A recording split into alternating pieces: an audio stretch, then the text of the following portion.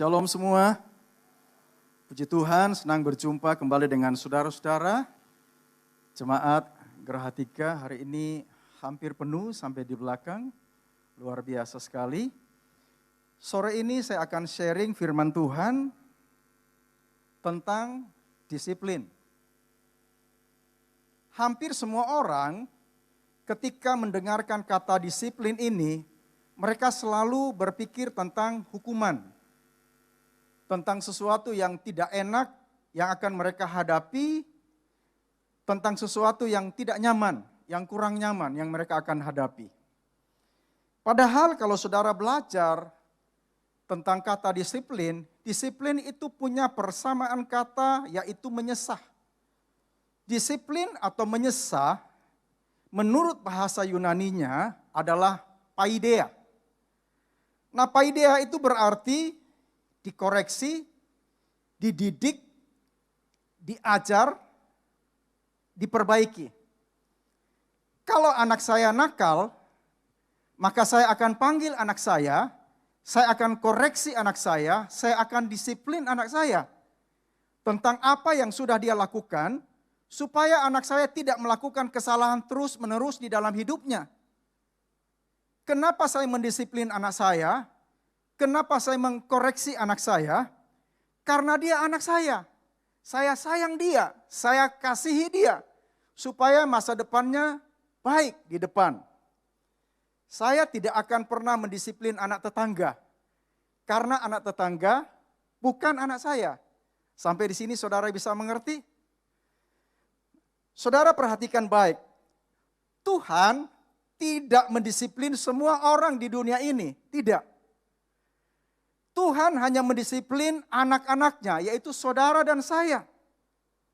Jika Tuhan mendisiplin saudara, jika Tuhan mengkoreksi hidup saudara, itu karena Tuhan mengasihi saudara, Tuhan mengasihi saya. Sore ini kita akan belajar dari kitab Ibrani, pasal 5, pasal 12, ayat 5, 6, dan beberapa ayat yang lainnya. Kita mulai dengan ayat 5 dan ayat yang ke-6. Sudah lupakah kamu akan nasihatnya yang berbicara kepada kamu seperti kepada anak-anak? Hai anakku, janganlah menganggap ringan didikan Tuhan dan janganlah tawar hati apabila engkau ditegurnya. Ayat 6. Sebab Tuhan melatih orang yang dikasihinya dan dia mendidik orang yang diakuinya sebagai anak. Kalau saudara perhatikan ayat 5, di situ ada kalimat didikan Tuhan. Artinya di situ ada disiplin Tuhan, ada koreksi Tuhan. Dan kalau saudara perhatikan ayat yang ke-6, di situ saudara jumpai dia mendidik. Di terjemahan LAI dikatakan dia menyesah. Artinya dia mendisiplin, dia mengkoreksi. Siapa yang Tuhan didik? Siapa yang Tuhan koreksi? Siapa yang Tuhan disiplin? Saudara dan saya sebagai anak-anaknya. Kenapa Tuhan lakukan itu? Karena dia mengasihi saudara, dia mengasihi saya. Perhatikan ini saudara. Saudara dan saya hidup di zaman sesudah kematian Yesus. Artinya saudara dan saya hidup di masa kini, di masa anugerah. Dan apa yang saya pelajari tentang masa anugerah, Tuhan tidak pernah mendisiplin anak-anaknya dengan sakit penyakit. Tidak pernah. Dengan virus, dengan COVID, dengan penderitaan, dengan bencana. Tuhan tidak pernah lakukan itu. Itu sebabnya firman Tuhan berkata seperti ini. Yesus berkata, kalau kamu yang jahat saja tahu memberikan pemberian yang baik kepada anak-anakmu, apalagi Bapamu yang di surga, dia pasti memberikan pemberian yang baik kepadamu. Katakan sama-sama, amin. Tuhan rindu untuk memberikan yang terbaik dalam kehidupan saudara. Itu sebabnya saya mau katakan bahwa Tuhan tidak pernah mendisiplin anak-anaknya dengan penderitaan, dengan sakit penyakit, dengan kebangkrutan, dengan masalah-masalah yang lain. Tuhan tidak pernah lakukan itu dalam hidup saudara.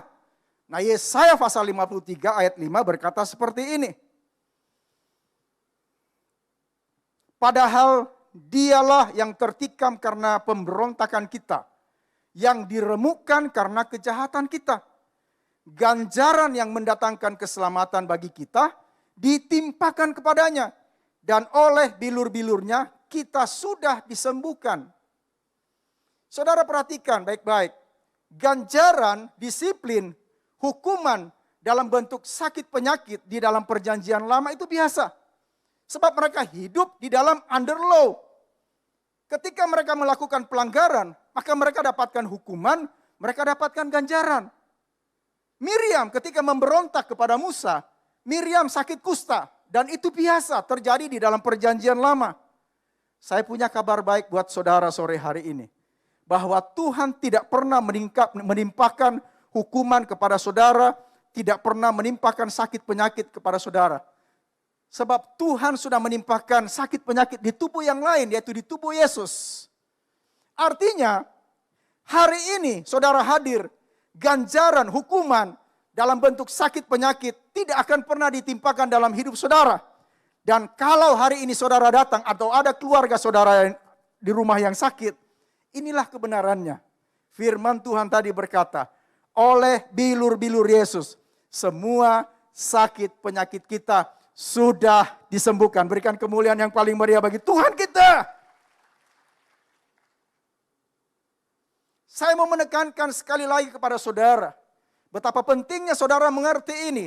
Taruh di batin saudara, taruh di roh saudara. Bahwa Tuhan tidak pernah menimpakan hukuman kepada saudara. Apalagi penderitaan, sakit penyakit, kebangkrutan, tidak pernah. Yang Tuhan rindukan dalam hidup saudara adalah Dia memberikan berkat, pemulihan, kesembuhan, jalan keluar dan seterusnya. Ada demikian banyak yang Tuhan rindu berikan kepada saudara. Nah sekarang kita kembali di dalam Ibrani pasal 12 ayat yang pertama. Kita kembali. Karena kita mempunyai begitu banyak saksi. Seperti awan yang mengelilingi kita. Marilah kita menanggalkan semua rintangan dan dosa yang mudah menjerat. Dan marilah kita berlomba dengan tekun dalam perlombaan yang ada di depan kita. Nah firman Tuhan berkata, kita mempunyai banyak saksi seperti awan yang mengelilingi kita. Siapakah yang menjadi saksi-saksi kita? Firman Tuhan menulis ada para pahlawan iman yang sudah mendahului kita. Ada Abraham, ada Musa, ada Daud, ada Elia, ada Elisa, bukan Pastor Elisa. Ya. Ada orang-orang yang kita kasihi, yang meninggal di dalam Tuhan, yang sudah mendahului kita, orang tua kita, saudara-saudara kita, para sahabat kita. Mereka adalah saksi bagaikan awan yang mengelilingi kita. Firman Tuhan tidak berhenti sampai di situ. Firman Tuhan selanjutnya berkata, marilah kita menanggalkan semua rintangan dan dosa yang mudah menjerat, dan marilah kita berlomba dengan tekun dalam perlombaan yang ada di depan kita. Nah hidup yang kita hidupi sekarang ini, itu kita sedang berada di dalam sebuah perlombaan. Pertanyaannya, perlombaan apa? Perlombaan iman, pertandingan iman. Jadi sekarang saudara dan saya yang sedang berlomba, ada saksi-saksi yang sedang menyaksikan saudara, saya sedang berlomba. Siapa saksi tersebut? Tadi saya sudah katakan, ada Abraham, ada Musa, ada Daud, ada orang-orang yang kita kasihi. Mereka sedang menyaksikan saudara dan saya sedang berada di dalam sebuah pertandingan, yaitu pertandingan iman. Mereka lah yang memberikan semangat kepada kita. Ayo kamu pasti bisa. Ayo jangan menyerah. Ada saksi-saksi kita, kata firman Tuhan. Sekarang kita lihat ayat yang kedua. Ayat pertama terhubung dengan ayat yang kedua. Sebab kita sedang berada di dalam sebuah perlombaan iman. Ayat yang kedua. Hendaklah pandangan kita tertuju kepada siapa? Kepada Yesus. Pencipta iman dan penyempurna iman kita sampai akhir. Dia telah mengabaikan kehinaan dan tekun memikul salib untuk menerima sukacita yang telah disediakan baginya. Dan dia sekarang duduk di sebelah kanan tahta Elohim. Saya rindu kita katakan sama-sama, hendaklah pandangan kita tertuju kepada Yesus. 1, 2, 3.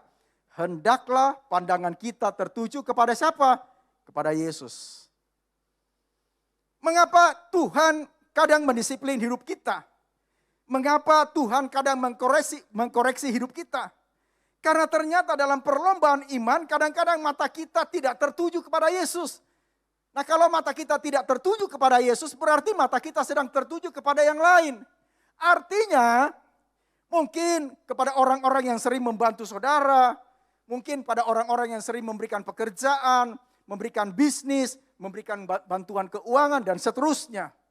Nah, Tuhan mau mata kita tidak tertuju kepada hal-hal seperti itu.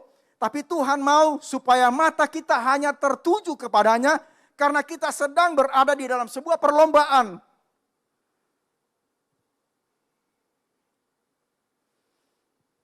Saudara ingat Petrus dan murid-murid Yesus? Ketika mereka sedang berada di sebuah perahu. Dan perahu mereka sedang diombang-ambingkan dengan badai, dengan gelombang angin sakal. Mereka semua ketakutan, termasuk Petrus ketakutan. Tetapi ketika Petrus melihat Yesus berjalan di atas air, kemudian Petrus berkata, Tuhan, jika itu Engkau, suruhlah aku berjalan di atas air mendatangi Engkau. Lalu Yesus berkata kepada Petrus, ayo kemarilah, Simon, Simon Petrus. Nah kemudian Petrus melangkah. Ketika mata Petrus tertuju kepada Yesus, dia bisa berjalan di atas air. Dia bisa berjalan di atas yang dia takutkan tadi, yaitu gelombang. Dia bisa berjalan di atas gelombang. Dia bisa berjalan melalui badai. Tetapi beberapa waktu kemudian, ketika mata Petrus tidak tertuju kepada Yesus, apa yang dia rasakan? Dia mulai merasakan badai, tiupan angin, dia mulai melihat gelombang yang besar dan akibatnya Petrus jatuh, Petrus tenggelam. Nah, ketika Petrus jatuh, disinilah koreksi datang, disinilah disiplin datang.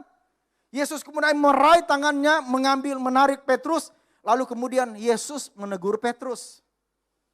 Yesus berkata, hai engkau yang kurang percaya, mengapa engkau bimbang? Saya mau beritahu kepada saudara-saudara, disiplin datang, teguran datang ketika mata saudara tidak lagi memandang kepada Yesus. Tapi cara Tuhan mendisiplin, cara Tuhan mengkoreksi kita, cara Tuhan menegur kita itu dengan penuh kasih. Berbeda dengan cara-cara orang dunia mendisiplin, menegur kita. Tapi cara Tuhan, caranya mendisiplin, caranya menegur itu dengan penuh kasih. Adakah sesuatu yang kau takutkan dalam hidupmu sore ini? Jika ada, saya mau beritahu kepada saudara-saudara. Lihat Yesus, pandang Yesus. Kalau engkau sedang berjalan di dalam ketakutanmu, ketika matamu memandang kepada Yesus, engkau akan berjalan di atas apa yang kau takutkan. Jika engkau sakit hari ini, jika engkau punya pergumulan, engkau akan berjalan di atas pergumulanmu. Saya mau berikan contoh yang sederhana kepada saudara. Satu hari mungkin, saudara pergi periksa ke dokter karena saudara merasa tidak nyaman. Di sini ada dokter Gunawan. Lalu setelah diperiksa, dokter mengatakan, maaf Pak, maaf Bu, kami belum punya obat untuk penyakit Bapak, kami belum punya obat untuk penyakit Ibu. Maaf sekali lagi, mungkin aja kena COVID, mungkin penyakit lain yang belum ada obatnya. Saya mau tanya kepada saudara, jujur, saudara takut atau tidak? Takut, secara daging takut saudara. Tapi saya mau beritahu kepada saudara-saudara, pulang dari periksa dari dokter, masuk ke kamar saudara, lihat Yesus, pandang Yesus. Dia yang sudah tergantung di atas kayu salib. Yesaya mengatakan tadi, engkau hancur-hancuran. Orang mengira engkau kena tulah, ditindas Elohim, tetapi sesungguhnya engkau sedang menanggung penyakit saya. Dan kalau engkau sudah menanggung penyakit saya, termasuk yang dokter tadi katakan tidak ada obatnya. Artinya di dalam tubuh saya seharusnya tidak ada sakit penyakit. Sekarang aku perkatakan firman-Mu, oleh bilur-bilur Yesus, semua sakit penyakitku sudah disembuhkan. Saudara bisa mengerti sampai di sini? Ketika saudara memandang kepada Yesus, hatimu menjadi tenang, hatimu menjadi teduh. Engkau punya damai sejahtera di situ. Dan saya mau katakan, engkau dapat berjalan di atas persoalan yang sedang engkau hadapi.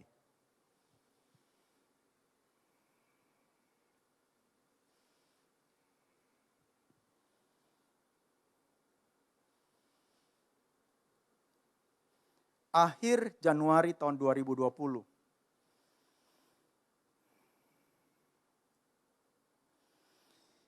Gudang pabrik tempat saya bekerja sama dengan teman itu terbakar. Banyak yang nggak tahu, yang tahu cuma keluarga saya. Tengah malam entah api dari mana, kami nggak tahu. Tengah malam sekitar pukul 1 lewat terbakar. Seluruh isi gudang pabrik, seluruh isi gudang hasil produksi itu terbakar habis. Termasuk sebagian besar bahan baku habis terbakar. Beberapa kendaraan angkut yang baru yang kami beli, itu ikut terbakar, termasuk ada di dalamnya forklift. Saya mau jujur bilang, kebakaran itu membuat separuh hidup saya sepertinya hilang. Sebab kebakaran itu membuat kami kehilangan cukup besar.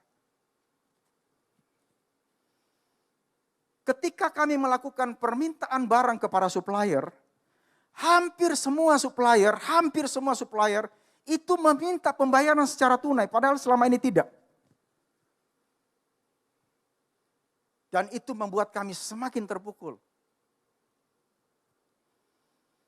Belum selesai masalah kebakaran, 2 bulan kemudian, kita semua tahu kita masuk di pandemi.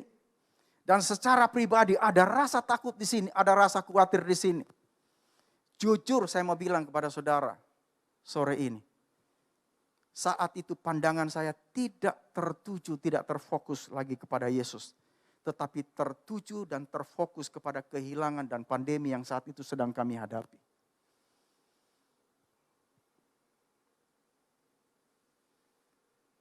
Satu pagi ketika saya berada di ruang kerja saya,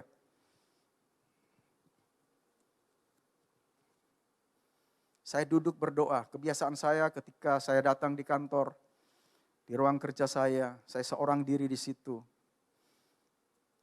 Saya duduk berdoa. Dan waktu saya duduk berdoa,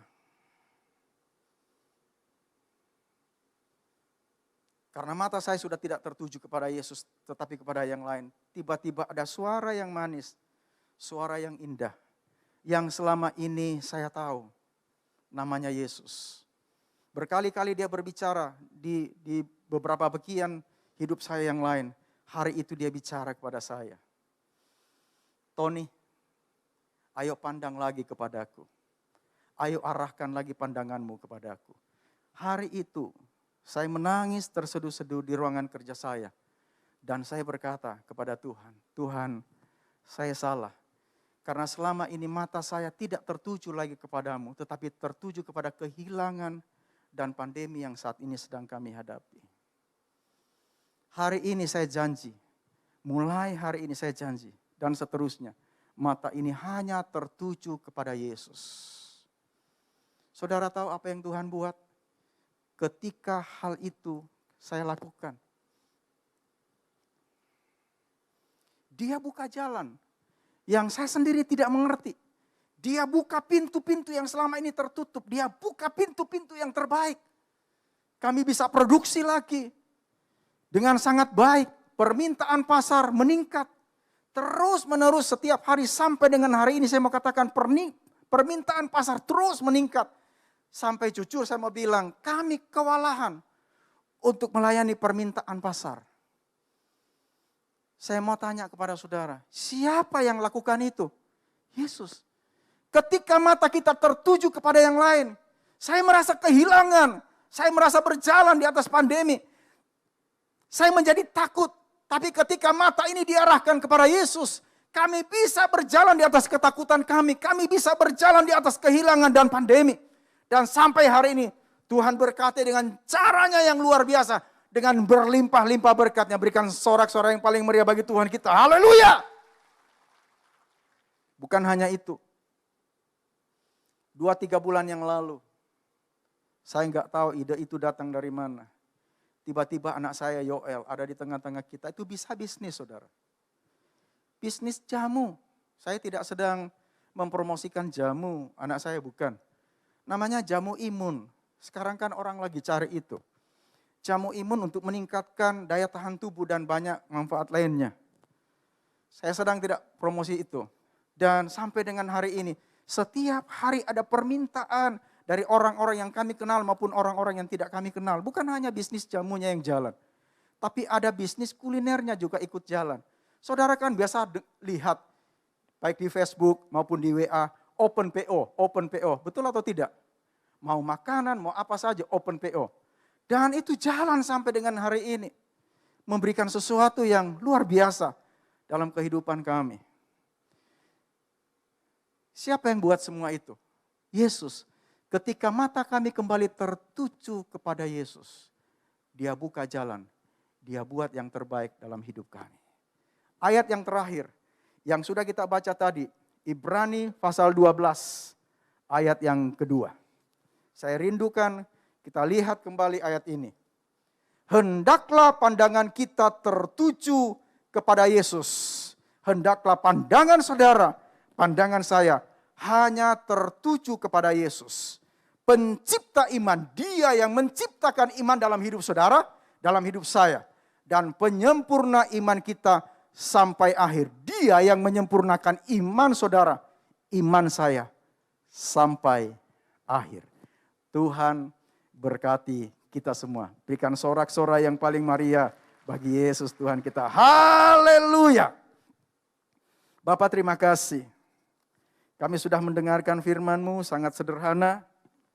Biarlah dalam pertandingan iman, mata kami hanya terfokus kepadamu.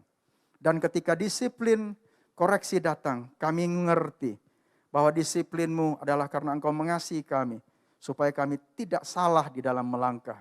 Terima kasih Tuhan untuk firman kebenaran-Mu, taruh pada batin kami, biar iman kami boleh bertumbuh, dan kami boleh melayani Engkau Tuhan di sepanjang umur hidup kami. Terpujilah nama-Mu di dalam Kristus Yesus Tuhan. Diberkati, katakan sama-sama, amin. Tuhan berkati, puji Tuhan.